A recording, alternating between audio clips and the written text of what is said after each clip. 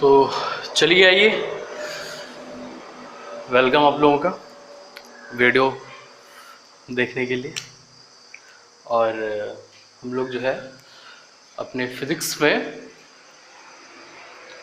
Basic maths के लिए आगे चलते हैं, लिमिट के आगे। और अब हम लोग जो है डिफरेंशिएशन और इंटीग्रेशन का थोड़ा सा इंट्रोडक्शन देखेंगे केवल फिज़िक्स में, और बहुत ज़्यादा तो है नहीं यहाँ पे। थोड़ा सा ही हमें सीखना है कि डिफरेंशिएशन कैसे करना है और इंटीग्रेशन कैसे करना है, और डिफरेंशिएशन और इंटीग्रेशन का बेसिकली मतलब क्या है ना। इतनी चीज़ें हमें यहाँ पे केवल देखनी है। Okay, yes. तो आइए शुरू करते हैं। तो सबसे पहले हम लोग देखते हैं, गणित को पढ़ने के लिए दो तरह की राशियों की आवश्यकता होती है, दो तरह की क्वांटिटी की ज़रूरत होती है। एक को कहते हैं चर राशि और एक को कहते हैं अचर राशि। ठीक है, इसका बहुत इम्पोर्टेंस है कैलकुलस में, डिफरेंशिएशन में और इंटीग्रेशन में पहचानना रहता है कौन वेरिएबल है और कौन वेरिएबल नहीं है, किस वेरिएबल के रेस्पेक्ट में डिफरेंशिएशन करना है, किसके रेस्पेक्ट में इंटीग्रेशन करना है, ये सारी चीज़ों के लिए। इसलिए हम चर और अचर की बात कर लेते हैं। चर क्या होता है? जिसकी वैल्यू चेंज हो, है ना, जिसकी वैल्यू फिक्स ना हो, निश्चित ना हो, उसको हम चर कहते हैं। अचर जो कांस्टेंट हो, जिसकी वैल्यू हमेशा अनिश्चित हो, उसे हम कांस्टेंट कहते हैं। चर में दो तरह के चर होते हैं, है ना, एक स्वतंत्र चर और एक परतंत्र चर, डिपेंडेंट और इंडिपेंडेंट वेरिएबल। अचर में दो तरह के अचर होते हैं, दो तरह के कांस्टेंट होते हैं। कौन कौन से? एक होता है एब्सोल्यूट कांस्टेंट और दूसरा होता है आर्बिट्ररी कांस्टेंट, राइट। तो थोड़ा सा देख ले रहे हैं, दो तरह के चर होते हैं, एक स्वतंत्र चर और एक परतंत्र चर। ओके, एक होगा डिपेंडेंट वेरिएबल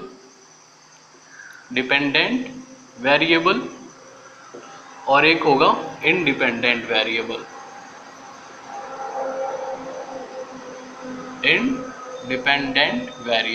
ओके, अब मैं आपको ऐसे देख ले रहे हैं, y इज इक्वल टू मान लो लिखा है x square. Okay, y is equal to x square लिखा हुआ है। यहाँ पे x की डिफरेंट वैल्यू रखने से हम y की वैल्यू को फाइंड करते हैं। तो x को यहाँ पर क्या बोलेंगे आप? इंडिपेंडेंट वेरिएबल, और y को डिपेंडेंट वेरिएबल, क्योंकि y की जो वैल्यू है वो x पर डिपेंड कर रही है, हम ऐसा मान रहे हैं।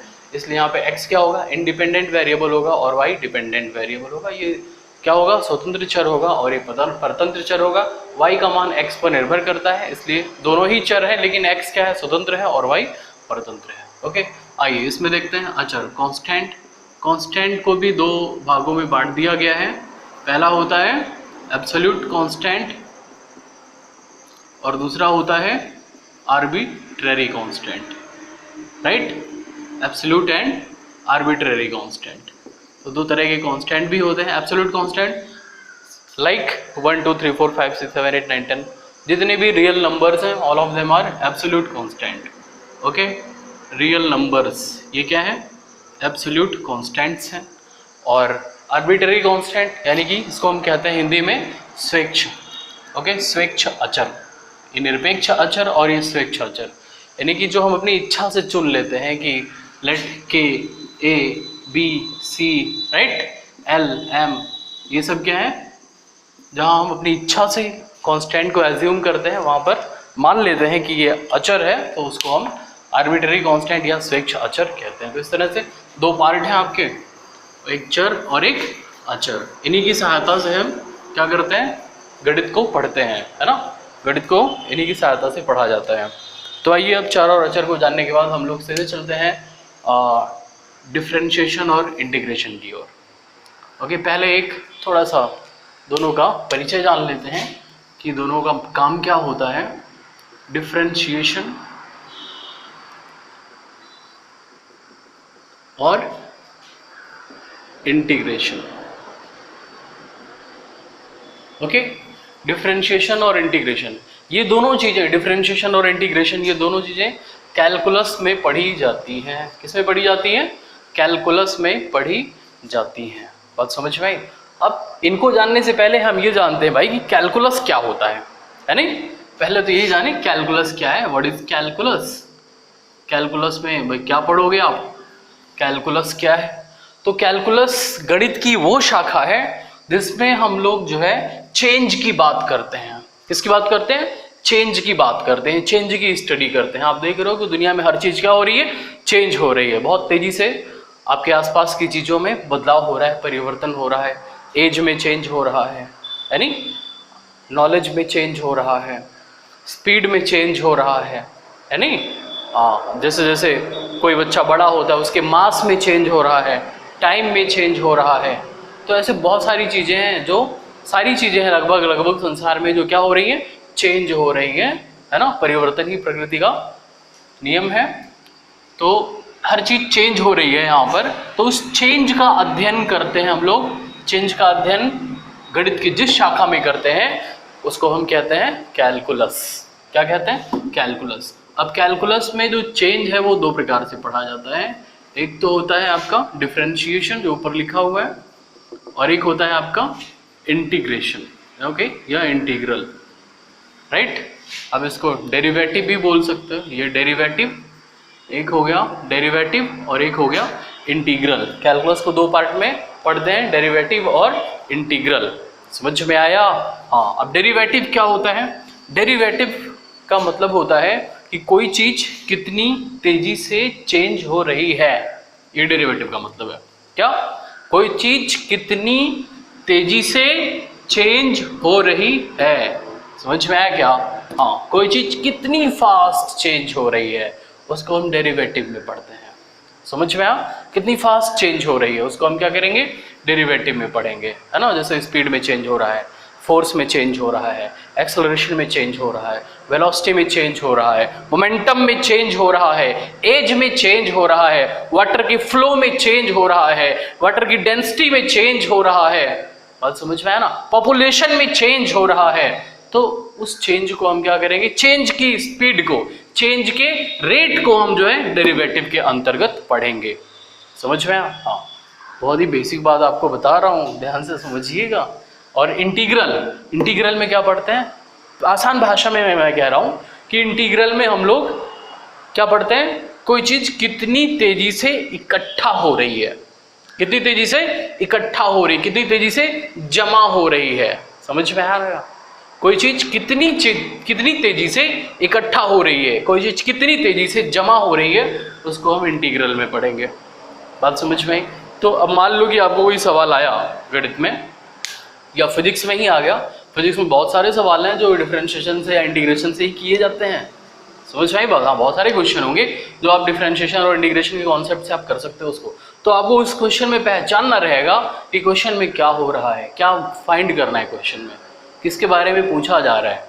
क्या कोई ऐसी चीज पूछी जा रही है जो जिसमें चेंज हो रहा है, रेट पूछा जा रहा है, या फिर कोई ऐसी चीज पूछी जा रही है कि कितना टोटल कितना हो जाएगा, है ना, ऐसे कुछ। तो अगर टोटल कितना हो जाएगा ऐसा कुछ सवाल है तो आपको वहाँ पे इंटीग्रल का कॉन्सेप्ट सोचना रहेगा। और अगर कोई ऐसा क्वेश्चन है कि जिसमें आपको रेट पूछा जा रहा है कि कितनी स्पीड से चेंज हो रही है ना, द रेट ऑफ चेंज पूछा जा रहा है, तो आपको वहाँ पे डेरिवेटिव का कॉन्सेप्ट यूज करना रहेगा। तो इस तरह से हम डेरिवेटिव और इंटीग्रल का कॉन्सेप्ट यूज करते हैं। दोनों ही कैलकुलस के, एक को भाई कहेंगे तो दूसरे को बहन कहेंगे, दोनों मिलकर कैलकुलस का एक परिवार है। समझ में आया क्या? अच्छा, एक मजे की बात यह है कि जो डेरिवेटिव है इसकी खोज, इसका जन्म, है ना, इसकी ये जो हमारे सामने आया ये लगभग 1600 ईस्वी में। ओके, 1600 ईस्वी में ये जो है 1600 ईस्वी में लगभग डेरिवेटिव की खोज हुई, डेरिवेटिव के बारे में बात होने लगी, डेरिवेटिव से क्वेश्चंस को किया जाने लगा, प्रॉब्लम को सॉल्व किया जाने लगा। डेरिवेटिव की खोज लगभग 1600 ईस्वी में हुई। समझ में आई बात? अच्छा, इंटीग्रल की खोज लगभग 250 ईसा वर्ष ईसा पूर्व हुआ था। 250 ईसा पूर्व, बात समझ में आई? 250 ईसा पूर्व, 250 ईसा पूर्व लगभग इस समय में इंटीग्रल की खोज हो गई थी, और लगभग इस समय में डेरिवेटिव की खोज हुई। बात समझ में आई? 250 ईसा पूर्व। अब आप देखोगे 250 ईसा पूर्व यानी कि जो ईसा मसीह हैं उनके जन्म के 250 साल पहले इंटीग्रल की खोज हो चुकी थी, इंटीग्रल का जन्म हो चुका था। और डेरिवेटिव वैसे ईसा के जन्म के 1600 साल बाद लगभग डेरिवेटिव की खोज हुई। समझ में आई बात। लेकिन लगभग यानी दोनों में देखा जाएगा तो लगभग 1800 साल का गैप है, 1800 साल का लगभग गैप है दोनों में। यहाँ 250 साल और ये 1600 तो 1850 साल, लगभग 1800 साल का गैप रहेगा दोनों में। दोनों की खोज के बीच में इतना लंबा फासला, इतना लंबा गैप है, इतनी पीढ़ियां आई होंगी और चली गई होंगी, है कि नहीं है। लेकिन इस खोज के बाद ये पता चला कि ये दोनों आपस में एक दूसरे से रिलेटेड हैं। डिफरेंट डेरिवेटिव और इंटीग्रल दोनों एक दूसरे से रिलेटेड है। बात समझ में आई, दोनों का एक दूसरे से कोई रिलेशन है, एक दूसरे से संबंधित हैं दोनों। आज हम ये नहीं जानते कि भाई इतना साल पहले खोज हुआ था, लेकिन हाँ ये जानते हैं आज कि दोनों में, जो मैथ पढ़ोगे तो आप ये जानोगे कि दोनों में बड़ा गहरा संबंध है, डिफरेंशिएशन में और इंटीग्रेशन में। समझ में आया क्या? हाँ, अगर किसी इंटीग्रल पार्ट का आप जो उसको डिफरेंशिएट करोगे तो उसका ओरिजिनल ये फंक्शन मिल जाएगा। तो ये दोनों एक दूसरे से रिलेटेड हैं, डेरिवेटिव और इंटीग्रल एक दूसरे से संबंधित है, एक दूसरे से रिलेटेड है, भाई बहन की तरह है, कैलकुलस के अंतर्गत पढ़े जाते हैं। डेरिवेटिव में क्या होते हैं, हम द रेट ऑफ चेंज की स्टडी करते हैं। इंटीग्रल में हम पढ़ते हैं क्या, कि कोई चीज़ कितना तेजी से जमा हो रही है, यहाँ पर कोई चीज़ कितनी तेजी से बदल रहा है, चेंज हो रहा है, और यहाँ पर कोई चीज़ कितनी तेजी से इकट्ठा हो रहा है, जमा हो रहा है। सम की बात यहाँ पर करते हैं, यहाँ पर डिफरेंस की बात करते हैं। समझ में आया? ओके, तो ये हमारा बेसिक जो है डिफरेंशिएशन और इंटीग्रेशन का कॉन्सेप्ट है। और अब हम लोग जो है डेरिवेटिव को पढ़ते हैं और डेरिवेटिव के कुछ फॉर्मूले देखेंगे। आइए, डेरिवेटिव, ओके कम ऑन। तो डेरिवेटिव में क्या पढ़ा जाएगा, डेरिवेटिव आपको क्या बताता है, अभी भी मैंने बोला कि डेरिवेटिव आपको बताता है कि कोई चीज कितनी तेजी से चेंज हो रही है। समझ में आई बात? डेरिवेटिव का मतलब क्या होता है, the rate of change, the rate of change, okay, the rate of change. Derivative आपको क्या बताएगा, चेंज के दर को बताएगा। आप हिंदी में भी लिख सकते हो इसको, डेरिवेटिव क्या बताएगा आपको, परिवर्तन की दर को बताता है, परिवर्तन की दर को बताता है डेरिवेटिव। समझ में आया ना? डेरिवेटिव हिंदी में इसको अवकलज कहेंगे। हिंदी में इसको क्या बोलेंगे भैया, लिख दे नहीं तो कहोगे हिंदी में बताते नहीं है। हाँ, हिंदी में इसको अवकलज कहेंगे, ठीक है। तो अवकलज का मतलब होता है बेसिकली परिवर्तन की दर, द रेट ऑफ चेंज, यानी कोई चीज कितनी तेजी से बदल रही है, कितनी तेजी से चेंज हो रही है, उसे हम क्या कहते हैं, रेट ऑफ चेंज कहते हैं। ओके, अब जो रेट ऑफ चेंज है ये दो प्रकार का होता है, इसको हम दो भागों में पढ़ते हैं। रेट ऑफ चेंज को दो भागों में पढ़ते हैं, बात समझ में आई? रेट ऑफ चेंज को दो भागों में पढ़ते हैं। रेट ऑफ चेंज को दो भागों में पढ़ते हैं, एक होता है average, average rate of change, rate of change, और हिंदी में इसको कहेंगे औसत,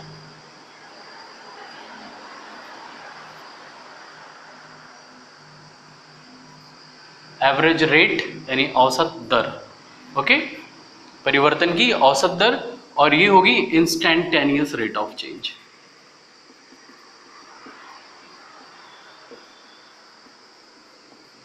रेट ऑफ चेंज यानी कि तात्क्षणिक या तात्कालिक, हिंदी में कहा जाता है तात्कालिक दर, ओके, तात्कालिक दर। तो बेसिकली देखो, जो ये इंस्टैंटेनियस रेट ऑफ चेंज है यही है डेरिवेटिव, यही क्या है, डेरिवेटिव है, यही है डिफरेंशिएशन। समझ में आई बात? इंस्टैंटेनियस रेट ऑफ चेंज यही क्या है, डेरिवेटिव है, बात समझ। लेकिन फिर भी हम इसको भी पढ़ेंगे और इसको पढ़ने के बाद ही हमारा ये आएगा। तो आप यहाँ पर अगर आप समझ चुके हो तो मैं इसको इरेज करूँ, ओके। डेरिवेटिव हमको पढ़ना है तो हम डेरिवेटिव की शुरुआत करते हैं। हमने समझा कि जो डेरिवेटिव है वो क्या डील करता है, रेट ऑफ चेंज को डील करता है। तो रेट ऑफ चेंज को हम दो भागों में पढ़ते हैं, एक होता है एवरेज रेट ऑफ चेंज और एक होता है instantaneous rate of change. Hindi में बात करें तो परिवर्तन की दर, अवकलज का मतलब क्या होता है, परिवर्तन की दर होती है। परिवर्तन की दर को दो भागों में पढ़ते हैं, एक परिवर्तन की औसत दर और दूसरी परिवर्तन की तात्कालिक दर, ओके। तो दो भागों में पढ़ते हैं। अब यहाँ पर जो परिवर्तन की तात्कालिक दर है, तत्काल जो परिवर्तन हो रहा है, बहुत कम समय में जो ज़्यादा से ज़्यादा परिवर्तन हो रहा है, उसको हम यहाँ पे डेरिवेटिव कहते हैं, वही हमारे डेरिवेटिव होता है। तो हम आगे चलते हैं, मिटाते हैं इसको।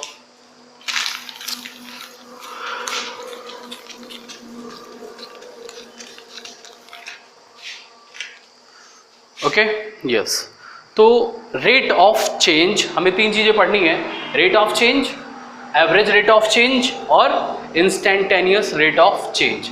अब रेट ऑफ चेंज की बात अगर करें हम, पहले रेट ऑफ चेंज ही देख लेते हैं। रेट ऑफ चेंज, परिवर्तन की दर। ओके, अब मान लो कि मैं डिस्टेंस और टाइम का एग्जांपल लेकर के बात कर रहा हूँ।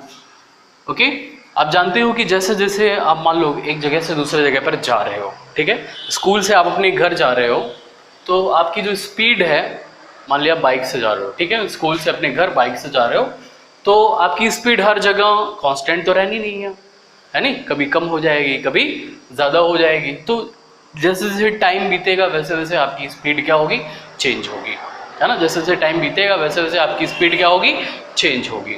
बात समझ में आई। अब जैसे मान लिया कि आप जो है यहाँ से अपने घर गए और आपको यहाँ से घर जाने में, स्कूल से घर जाने में मान लो कि 2 घंटा लगता है। कितना लगता है, स्कूल से, या स्पॉट है स्कूल और ये है आपका होम, ये घर है, राइट। आपको स्कूल से घर जाना है, स्कूल से घर की जो डिस्टेंस है लेट वो 6 किलोमीटर है, और आपको ये डिस्टेंस ट्रेवल करने में 2 आवर का टाइम लग रहा है। अब पता नहीं कैसे तुम बाइक चला रहे थे कि 6 किलोमीटर 2 घंटे में गए हो, लेकिन फिलहाल आपको 2 घंटे लग गए 6 किलोमीटर जाने में, ठीक है। तो ये 6 किलोमीटर की डिस्टेंस आपको कवर करने में 2 घंटे का टाइम लगता है। आप यहाँ पर अगर भूल जाओ कि स्पीड नाम की कोई चीज़ होती है, तो जो है आपसे पूछा जाएगा कि भैया मान लिया कि आप जो है रास्ते में है, अभी घर पहुँचे नहीं है, रास्ते में है, और आपने 2 किलोमीटर कवर कर लिया, अभी 4 किलोमीटर और बचा हुआ है। कितना बचा हुआ है, 4 किलोमीटर और बचा हुआ है। तो 4 किलोमीटर अगर और बचा हुआ है तो आपसे पूछा जाएगा कि ये 4 किलोमीटर आप कितने टाइम में कवर कर लोगे। अगर आपसे पूछा गया कि 4 किलोमीटर आप कितने देर में, कितने टाइम में कवर कर लोगे, 4 किलोमीटर कवर करने में आपको कितना समय और लगेगा। बात समझ में आई। तो इस आपको बहुत कठिनाई होगी इस सवाल का जवाब देने में कि 4 किलोमीटर कवर करने में कितना टाइम लगेगा, अगर आपको स्पीड का कॉन्सेप्ट नहीं पता है तो, राइट। स्पीड का कॉन्सेप्ट अगर आपको नहीं मालूम है तो आप ये नहीं बता पाओगे। आप बता पाओगे लेकिन आपको बहुत मुसीबत उठानी पड़ेगी कैलकुलेशन करने के लिए कि 4 किलोमीटर कितनी टाइम में हमें कवर करनी है। यानी इसको बताने के लिए क्या होना चाहिए, इसको बताने के लिए हमारे पास डिस्टेंस और टाइम में एक रिलेशन होना चाहिए, दूरी और समय में एक संबंध हमारे पास होना चाहिए। समझ आए बात। वही संबंध क्या है, स्पीड है। वो संबंध क्या है, स्पीड है। Speed is equal to distance upon time. बात समझ में आई। तो डिस्टेंस अपॉन टाइम, यानी कि यहाँ पर हम क्या बता रहे हैं कि टाइम के रेस्पेक्ट में डिस्टेंस किस तरह से चेंज हो रहा है। स्पीड क्या बताती है, स्पीड यही बताती है कि टाइम के रेस्पेक्ट में डिस्टेंस किस तरह से चेंज हो रहा है, कितनी तेजी से डिस्टेंस कवर हो रहा है, कितनी तेजी से डिस्टेंस चेंज हो रहा है, कितने टाइम में कितना डिस्टेंस चेंज हो रहा है, ये क्या है, आपकी स्पीड है। बात समझ में। यस। तो इसलिए हम यहाँ पर, अगर आपको यहाँ पर बतानी है कि आपको यहाँ से यहाँ तक जाने में इसकी स्पीड कितनी है, तो आप 6/2 यानी कि 3 किलोमीटर पर आवर, 1 घंटे में कितना गया है ये, ओके 6, 1 घंटे में कितना गया है ये, 3 किलोमीटर गया, तभी 2 घंटे में 6 किलोमीटर जा पाया है। तो इस तरह से रेट ऑफ चेंज की हम बात करते हैं। यहाँ पर रेट ऑफ चेंज क्या है, यहाँ पर रेट ऑफ चेंज स्पीड है इसकी, और रेट ऑफ चेंज में यहाँ पर हम क्या देख रहे हैं, रेट ऑफ चेंज में हम यहाँ पर देख रहे हैं कि टाइम के रेस्पेक्ट में डिस्टेंस कितनी तेजी से चेंज हो रहा है। बात कुछ समझ में आई क्या, टाइम के रेस्पेक्ट में डिस्टेंस कितनी तेजी से चेंज हो रहा है। अब यहाँ पर हम डिस्टेंस की चेंज होने की बात कर रहे हैं, है ना, क्या बात कर रहे हैं, डिस्टेंस की चेंज होने की बात कर रहे हैं। Okay yes. इस तरह से मान लो कि अगर आप क्रिकेट खेल रहे हो और लेट इंडिया और पाकिस्तान का क्रिकेट मैच हो रहा है, और क्रिकेट मैच में भी क्या होता है, रन रेट, क्या होता है, रन रेट। रन रेट भी क्या होता है, चेंज होता रहता है, चेंज होता रहता है। मान लो कि स्कोर हो गया, टोटल कंप्लीट हो गया, पाकिस्तान ने बैटिंग कर ली, और अब इंडिया ने देखा कि मेरे को 7.5 रन पर ओवर बनाने हैं, तब मैं बना पाऊंगा पूरा रन। तो ज़रूरी थोड़ी ना है कि वो 7.5 ओवर ही हर ओवर में बनाएगा, किसी ओवर में 30 रन भी बना देगा, किसी ओवर में कोई 36 भी बना देगा युवराज सिंह जैसा प्लेयर रहेगा तो, है कि नहीं है। किसी ओवर में 24 रन बनेगा, किसी ओवर में 6 बनेगा, किसी ओवर में 4-5 ही बनेगा, किसी ओवर में 1 भी नहीं बनेगा। तो जो रन का रेट है वो हर ओवर में कांस्टेंट नहीं है, वो हर ओवर में चेंज हो रहा है कि नहीं। तो इस तरह से रन रेट होता है, वो भी क्या है, एक चेंज होने वाली चीज है। जैसे मैंने भी कहा कि कैलकुलस में क्या पढ़ते हैं, कैलकुलस चेंज को डील करता है। अब यहाँ पर रेट, रन कितनी तेजी से चेंज हो रहा है, ओवर और रन में क्या रिलेशन है, पर ओवर कितने रन बन रहे हैं, इसको हम यहाँ पर क्या कहेंगे, रन रेट कहेंगे, है ना। क्या कहेंगे, रन रेट कहेंगे। ओके, तो इन सब की स्टडी हम जो है, अगर इन सब की स्टडी हम यहाँ पर डिफरेंशिएशन में यानी कि रेट ऑफ चेंज और एवरेज रेट ऑफ चेंज और इंस्टेंटेनियस रेट ऑफ चेंज के माध्यम से कर सकते हैं। आइए अब देखो आप, स्कूल और होम, यानी कि यहाँ पर स्पीड बताने के लिए हमें 2 पॉइंट की जरूरत है। क्या मैंने बोला, स्पीड बताने के लिए 2 पॉइंट की जरूरत है। एक तो जहां से इसने स्टार्ट किया और दूसरा ये जहां पर अपने मोशन को फिनिश करेगा, राइट। 2 पॉइंट्स की यहां पर जरूरत है, एक ये पॉइंट और एक ये पॉइंट। बात समझ में, यस, 2 पॉइंट की यहां पर हमें जरूरत है। अब यहां पर इसकी जो स्पीड है, मैं इसकी स्पीड को यानी कि इसके चाल को अगर मैं डिफाइन करूं तो स्पीड यहां पर क्या होगी, एवरेज स्पीड। मैं ऐसा लिख रहा हूं, एवरेज स्पीड, औसत चाल इसकी क्या हो जाएगी, औसत चाल इसकी होगी del D upon del T.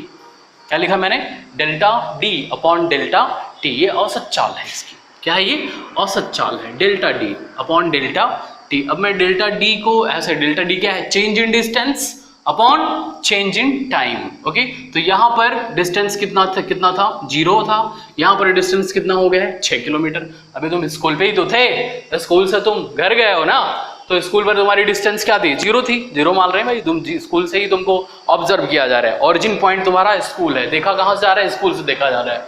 Okay, तो स्कूल पर तुम्हारी डिस्टेंस क्या थी, एक्चुअली 0 थी, और तुम दूसरी डिस्टेंस तुम्हारी, तुम कितनी डिस्टेंस कवर की हो, 6 किलोमीटर डिस्टेंस कवर की हो, राइट। तो डेल्टा डी क्या होगा, d2 माइनस d1, और डेल्टा टी क्या होगा, t2 माइनस t1।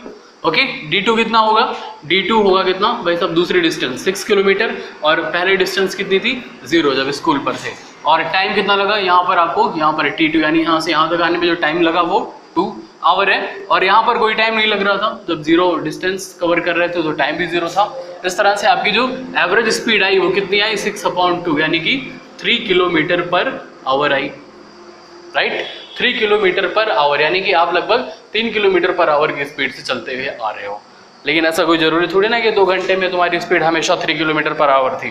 कभी 1.5 भी हो गई होगी, कभी 1 भी हो गई होगी, कभी 4 भी हो गई होगी, कभी 4.5 भी हो गई होगी, कभी 5 भी हो गई होगी। बात समझ में आई।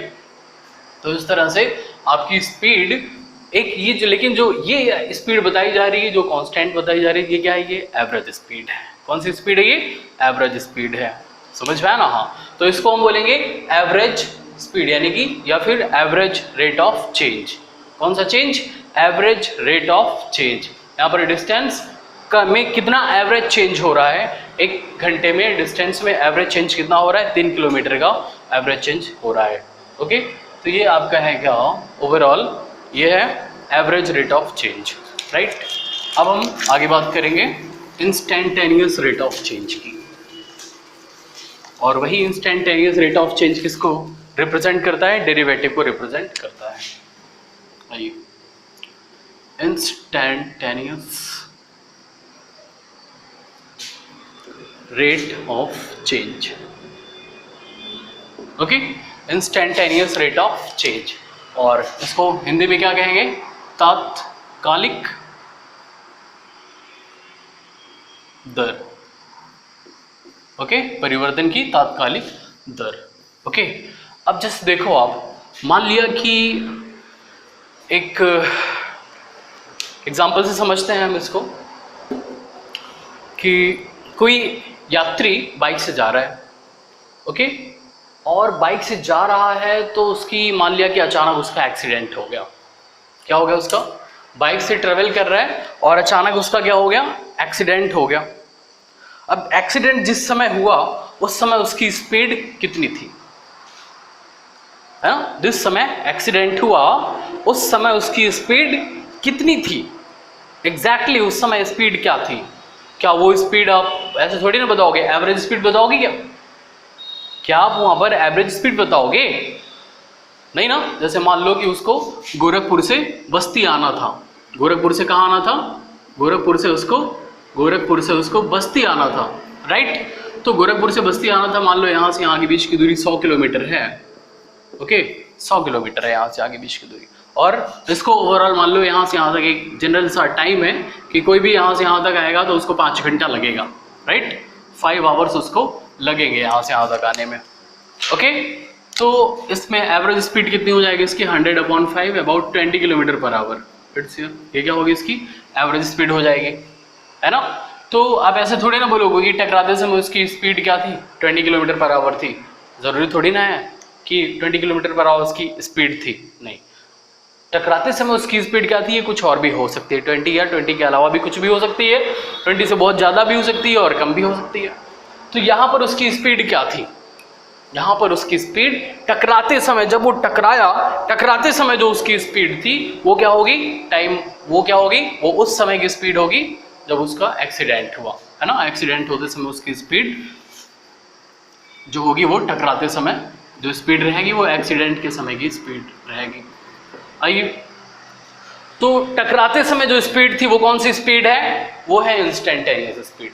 कौन सी है? इंस्टेंटेनियस स्पीड है। उस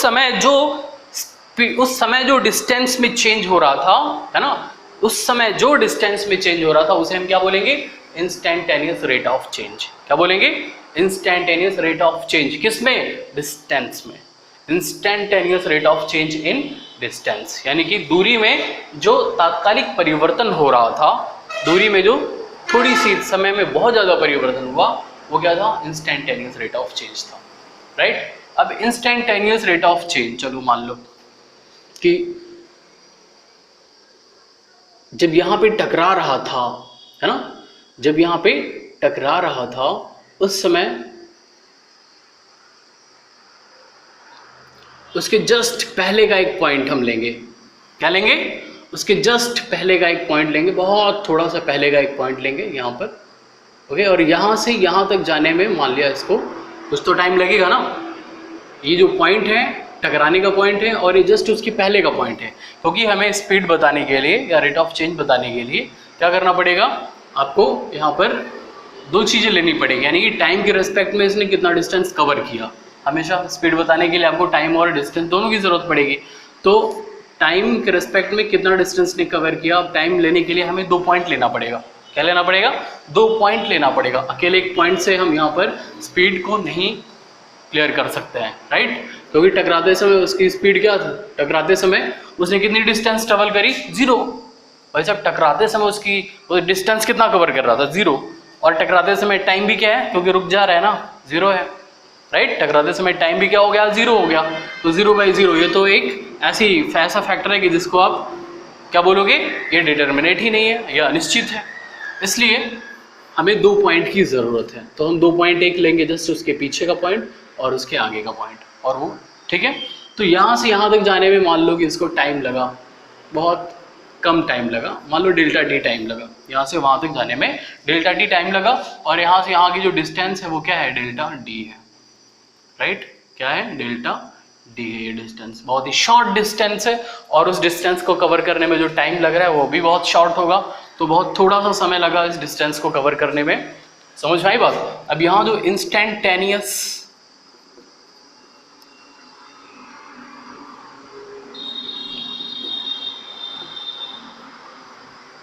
रेट ऑफ चेंज है या इंस्टेंटेनियस स्पीड जो है वो कितनी होगी, है ना? तात्कालिक चाल जो होगी यहाँ पर वो कितनी हो जाएगी? इंस्टेंटेनियस स्पीड क्या होगी यहाँ पर? Limit ΔT tends towards 0, ΔD/ΔT। बात समझ में आई? यानी कि जब जो टाइम ΔT है वो बहुत छोटा है। ΔT क्या है? बहुत ही छोटा टाइम है। जब ये 0 की ओर अग्रसर हो रहा है उस समय जो चाल है, जो स्पीड है, या the rate of change in distance है विद रिस्पेक्ट टू टाइम। यहाँ पर देखो जो डिस्टेंस है, जो दूरी है, वो टाइम के रिस्पेक्ट में क्या हो रही है? चेंज हो रही है। भाई साहब डेल्टा टी समय में डेल्टा डी दूरी चेंज हो रहा है, समझ में आई बात। तो यहाँ पर delta D upon delta T क्या होगा, टाइम के रेस्पेक्ट में कितना डिस्टेंस चेंज हो रहा है। तो ये the rate of change in distance with respect to time, okay, समय के सापेक्ष दूरी में परिवर्तन की दर है ये, और ये समय के सापेक्ष दूरी में परिवर्तन की दर है, और ये तब के लिए है जब समय क्या है, अनंत सूक्ष्म है।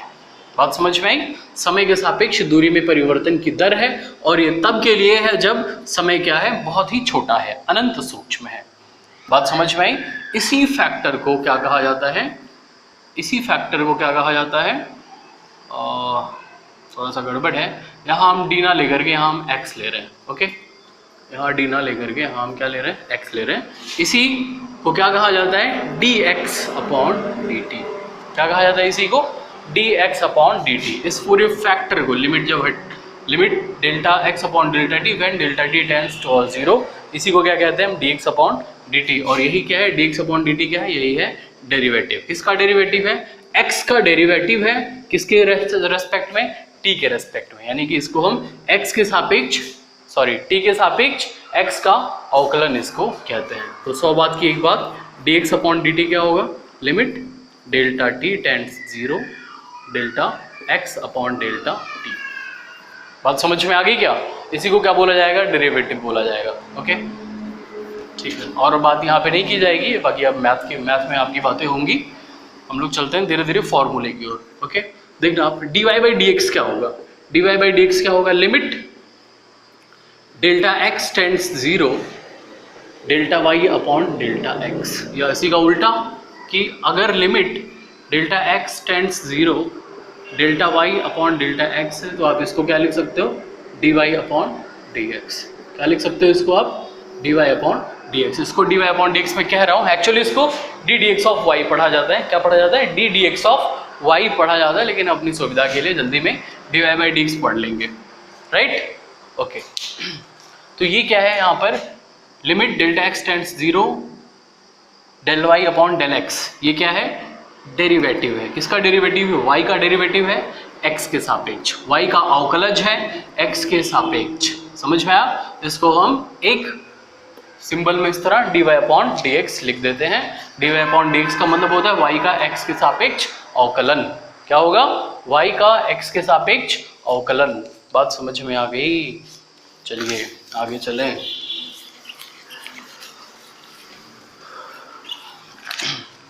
अब देखो एक एग्जाम्पल मैंने लिया, let y is equal to x square, okay, y is equal to x square, एक एग्जाम्पल मैंने लिया, y is equal to x square. अब इसमें आपको बताना है dy बाई डी एक्स। क्या बताना है, dy बाई डी एक्स, यानी कि इसका डिफरेंशिएशन बताना है, इसका अवकलज बताना है, dy बाई डी एक्स बताना है। तो dy बाई डी एक्स क्या होगा, यहाँ पे देखो ऐसा simple, limit dy by D X क्या होगा, limit delta x tends zero, okay, delta Y upon delta X. भाई सब यही तो होगा ना, देखो ना, D Y by D X क्या होगा, limit delta x tends zero delta Y upon delta x, okay. हाँ, तो लिमिट आगे उसको सॉल्व करते हैं, delta x tends zero delta Y, Y क्या है, एक्स स्क्वायर है ना, वाई क्या है, एक्स स्क्वायर है। अब यहाँ पर डेल्टा वाई यानी कि आपको वाई की दो वैल्यू लेनी है, एक हो गई मान लो एक्स प्लस डेल्टा एक्स, एक वैल्यू हो गई x प्लस डेल्टा एक्स, और दूसरी वैल्यू हो गई x, सब एक x और दूसरी x से थोड़ी सी ज़्यादा, कितनी ज़्यादा, डेल्टा x ज़्यादा। जहाँ पर डेल्टा x के बारे में बोल रहे हैं कि डेल्टा x क्या है, थोड़ा सा ज़्यादा है, यानी कि डेल्टा x क्या है, x से थोड़ा सा ही ज़्यादा है, राइट। तो दो वैल्यू हो गई यहाँ पर। अब x की y की दो वैल्यूज हो गई, तो यहाँ से हम इसको लिखेंगे, एक होगी x प्लस डेल्टा एक्स का स्क्वायर और एक होगी एक्स स्क्वायर, ये दो वैल्यू हो गई y की, क्योंकि y एक्स स्क्वायर है ना, y x नहीं है, तो दो वैल्यू हो गई y की, एक हो गई x plus delta x square और एक हो गई एक्स स्क्वायर। तो आइए इसको करते हैं, डेल्टा y दो value x plus delta x का square minus x square upon delta x, okay, limit delta x tends zero. अब इसको स्क्वायर के फॉर्मूले खोल दीजिए, x square plus delta x square plus 2x delta x minus x square upon delta x. समझ में आ गया। अब यहाँ एक्स स्क्वायर और माइनस एक्स स्क्वायर कैंसिल हो गया, डेल्टा एक्स स्क्वायर। अब डेल्टा एक्स के बारे में कहा जा रहा है डेल्टा एक्स क्या है, टेंड्स जीरो है, डेल्टा एक्स बहुत छोटा है, इसलिए डेल्टा एक्स तो जीरो नहीं, जीरो की ओर अग्रसर हो रहा है, लेकिन जो डेल्टा एक्स स्क्वायर है वो लगभग क्या होगा, जीरो होगा, है ना। इसलिए हम इसको क्या करेंगे, डेल्टा एक्स स्क्वायर को जीरो मान लेंगे। और फिर यहाँ पर बचेगा क्या, limit delta x tends zero, क्या बचेगा यहाँ पर 2x डेल्टा एक्स, क्या बच रहा है 2x delta X upon delta x, यहाँ डेल्टा एक्स कैंसिल हो गया, बचा क्या 2x। अब तुम बोलोगे भैया ये कहाँ गया, ये कहाँ चला गया, कहाँ गया सर जी, ये कहाँ गया, delta x tends limit delta x tends to zero. तो जब डेल्टा एक्स रह नहीं जाएगा, जिस स्टेप में डेल्टा एक्स गायब हो जाएगा उस स्टेप में ये भी गायब हो जाएगा। बात समझ में आई, डेल्टा एक्स खत्म हो गया ना तो ये भी खत्म हो जाएगा साथ साथ। ओके हाँ, डेल्टा एक्स खत्म तो लिमिट को भी आप गायब कर दोगे, बचेगा 2x। ओके क्योंकि जो लिमिट है ये डेल्टा एक्स के ऊपर ही थी, डेल्टा एक्स के पर ही लिमिट लगाई गई थी, तो यहाँ पर जब डेल्टा एक्स गायब हो गया, डेल्टा एक्स इसमें से खत्म हो जा रहा है, कैंसिल हो जा रहा है, सिर्फ x बच रहा है, तो आप यहाँ पर क्या करोगे, इस टर्म को हटा दोगे, बाकी आप मैथ में पढ़ना। तो ये चीज़ें हैं, समझ में आ रही है आपको। ये एक क्वेश्चन था मैंने किया, तो आपने देखा फाइनली कि एक्स स्क्वायर का जो डिफरेंशिएशन है वो 2x होता है। एक्स स्क्वायर का डिफरेंशिएशन ये किया मैंने 2x होता है ना, इसको बोलते हैं प्रथम सिद्धांत, अवकलन का प्रथम सिद्धांत। फिलहाल ये बताने की ज़रूरत नहीं थी मुझे, लेकिन फिर भी बताया गया। आप वीडियो को पॉज करके नोट बनाते रहिएगा, नोट करते रहिएगा। आइए अब हम चलते हैं सीधे अपने, जिसकी हमें फिजिक्स में बहुत ज़्यादा ज़रूरत है, डिफरेंशिएशन के जिस पार्ट की। ओके अब अवकलन करेंगे। मान लिया y = x की पावर n है, क्या है y = x की पावर n, ये सब फॉर्मूले हैं, सब क्या है, फॉर्मूले हैं। किसके फॉर्मूले हैं, अवकलन के फॉर्मूले हैं भाई। पहला फॉर्मूला है y = x की पावर n। ओके तो y का अवकलन क्या होगा, y का अवकलन होगा dy/dx, और y कितना है, देखो यहाँ पे ddx ऑफ x की पावर n, y की जगह क्या रखोगे आप, y का अवकलन करोगे, है ना, y = x की पावर n है, तो y का x के सापेक्ष अवकलन, पूरा लिखता हूं मैं, y का x के सापेक्ष अवकलन, y का x के सापेक्ष अवकलन dy/dx होता है, समझे। y का x के सापेक्ष अवकलन क्या होता है, dy/dx होता है। ओके यानी कि ddx ऑफ y होता है, तो ddx ऑफ y, अब y को मैं x के पदों में लिखूंगा क्योंकि अवकलन तो x के सापेक्ष किया जा रहा है, इसलिए y को लिखा गया इस तरह से। ओके अब x की पावर n का अवकलन, सीधे ये फॉर्मूला है, इसको रटना है और कुछ नहीं करना, राइट। क्या होगा dy/dx, n x की पावर n-1, या आप ऐसे कहो कि ddx ऑफ x की पावर n क्या होगा, n x की पावर n-1 होगा। फिर से देख लो, x की पावर n का अवकलन, x की पावर n का ddx कितना होगा, n x की पावर n-1, यानी कि ये पावर सामने आ जाएगी और पावर यहाँ पर x में कम हो जाएगी। ओके एग्जाम्पल इसका कर लेते हैं हम लोग। जैसे मान लो कि आपको बोला किसी ने x की पावर 8 का अवकलन करो, तो x की पावर 8 का अवकलन क्या होगा, ddx ऑफ x की पावर 8। ओके अब अवकलन क्या आएगा, 8x की पावर 8-1, देखो ना यहाँ पे x की पावर n का अवकलन क्या होता है, n x की पावर n-1। ओके तो यहाँ से अवकलन क्या होगा, 8x की पावर 8-1, यानी कि 8x की पावर 7, ये आंसर हो जाएगा। समझ में आया। ओके यस, ये एग्जांपल नंबर 1 था। दूसरा एग्जांपल देख लेते हैं हम लोग। ओके दूसरा एग्जांपल देख लेते हैं। मान लो कि तुमको किसी ने बोला कि चलो तुम जो है 8x की पावर 7 का अवकलन करो, है ना, वो दिया 8x की पावर 7 का अवकलन करो, इसका अवकलन करना है, तो आपने ऐसे लिखा ddx ऑफ 8x की पावर x की पावर 7 है, 8x की पावर 7, राइट। तो अब यहाँ पर अवकलन करने के लिए क्या करोगे, देखो जो 8 है ये कांस्टेंट है, कांस्टेंट का अवकलन नहीं होगा, जब कांस्टेंट क्या होगा, गुणक के रूप में उपस्थित होगा। यहाँ पर 8 गुणे x की पावर 7 है, तो जब भी गुणक के रूप में होगा तो 8 को यानी कांस्टेंट को अवकलन से बाहर कर लेंगे और सिर्फ चर वाला पद रह जाएगा अवकलन के अंदर, और फिर इसका हम अवकलन कर देंगे। 8 गुणे x की पावर 7 का अवकलन क्या होगा, फॉर्मूले से 7x की पावर 6। ध्यान से देखो अब क्या होगा अवकलन, 7x की पावर 7-1, है ना, यहाँ पर क्या होना चाहिए था 7-1, वही सब x की पावर 7 का अवकलन 7x की पावर 7 माइनस 1। कहाँ से?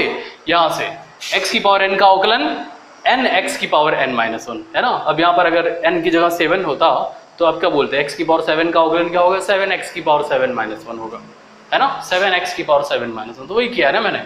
तो ये हो गया 8 सते 56 गुणा हो जाएगा यहाँ पे 8 सते 56 x की पावर 6 हो जाएगा। तो कर लेंगे क्या आप लोग? हाँ यस, इस तरह से अवकलन किया जाएगा ये। ओके थैंक यू, बिठा दो इसको। कुछ बेसिक 8-10 फॉर्मूले मैं लिख रहा हूँ, उनको आपको याद करना है। ओके जैसे अभी अभी लिखा पहला मैंने x की पावर n का अवकलन क्या होगा, n x की power n minus 1। Okay yes. दूसरा ddx ऑफ कांस्टेंट का अवकलन 0। जब भी कोई कांस्टेंट अकेला होगा, जैसे किसी ने बोला भाई साहब 5 का अवकलन कितना होगा, तो आपको 5 का अवकलन कितना होगा, 0 होगा। समझ में आना? कोई भी कांस्टेंट होगा, 100 का अवकलन कितना होगा, वो भी 0 होगा। कोई भी कांस्टेंट होगा, ओके मान लो अगर a कांस्टेंट है तो a का अवकलन कितना होगा, 0 होगा। लेकिन कब? जब वो क्या होगा, जब वो योग या अंतर के रूप में उपस्थित रहेगा फलन में, तब, है ना। अगर गुणा किया भाजक के रूप में है तो उसका अवकलन नहीं होगा, उसको फलन से बाहर करके बाकी चर के फलन का अवकलन किया जाएगा। यस। तीसरा आइए देखिए, log x क्या लिखा मैंने, ddx ऑफ